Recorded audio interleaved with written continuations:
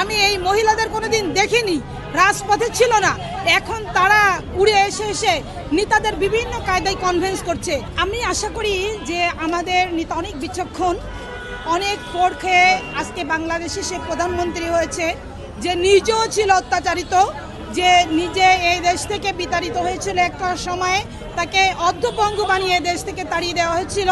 সে অবশ্যই ত্যাগীদের মূল্যায়ন করবে, কারণ সে নিজেও একজন ত্যাগী, সে ত্যাগ স্বীকার করে আজকে এখানে এসেছে, অবশ্যই ত্যাগীদের মূল্যায়ন করবে।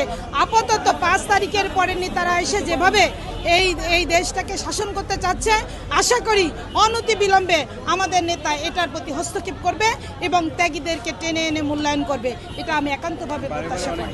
অত্যন্ত দুঃখের সাথে আপনাদের কাছে সামনে বলতে চাই যে 5 তারিখের আগে যে কোনোদিন আমি যাদেরকে দেখিনি, আমি বাগেরহাট জেলা মহিলা দলের সভাপতি, আমি এই মহিলাদের কোনোদিন দেখিনি, রাজপথে ছিল না, এখন তারা উড়ে এসে এসে নেতাদের বিভিন্ন কায়দায় কনভিন্স করছে।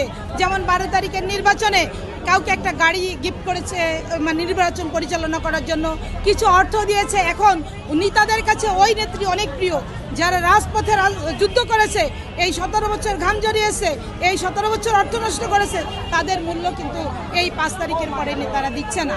এই কারণে অনেক নেতা অভিমান করে দূরে সরিয়ে আছে। আমি আমার নেতা তারেক রহমানের দৃষ্টি আকর্ষণ করব, এই নেতাদেরকে ফিরিয়ে এনে তাদের যথাযথ সম্মান দেওয়া হোক। আমি শাহিদা আক্তার, সভাপতি, বাগেরহাট জেলা জাতীয়তাবাদী মহিলা দল।